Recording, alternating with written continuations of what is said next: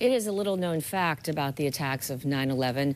While approximately 3,000 people were killed when the Twin Towers in New York City came down, more than 1,000 have died from illnesses contracted while working in the debris.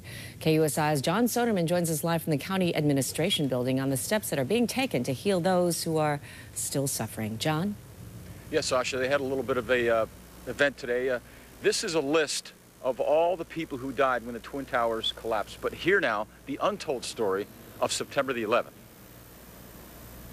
When it comes to what happened on September the 11th, 2001, there is one statistic you don't hear about much. A statistic that pertains to the firefighters and numerous other workers who had to clean up the debris. Over 1,200 of those personnel have died from illnesses, the direct result of inhaling a toxic mixture of basically dust and death.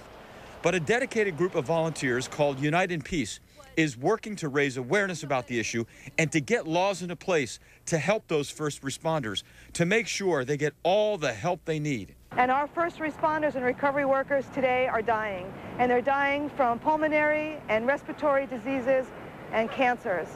Over 1,200 people have already died since September 11th, 2001. The words of Michelle Little, whose brother was one of the 343 New York City firefighters killed on September the 11th.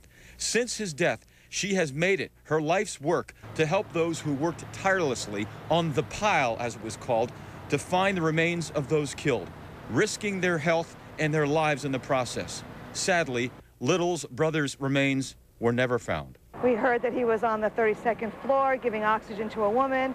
Some people said that he saw him all the way up on the 50th floor, even higher than that. I don't know. I just know that we've never found him, and he's gone.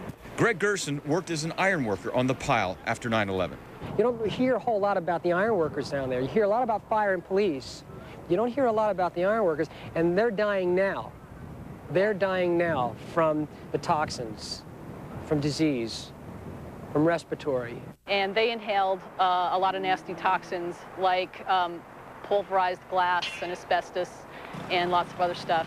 And some of them are experiencing respiratory illnesses and cancer. Now, on a personal note, I went to Ground Zero in November, 2 months after 9/11, and it was a windy day, and I contracted a very serious eye infection because of the debris and dust. So this is a very real problem, and what these folks are hoping to do is to enact legislation to make sure these people get all the health care and all the things they need to get better when they're fighting many of these respiratory illnesses. We're coming to you live from downtown. John Soderman, KUSI News. You touched on my question, John. I was going to ask if there is any kind of compensation program for these folks who are becoming so ill.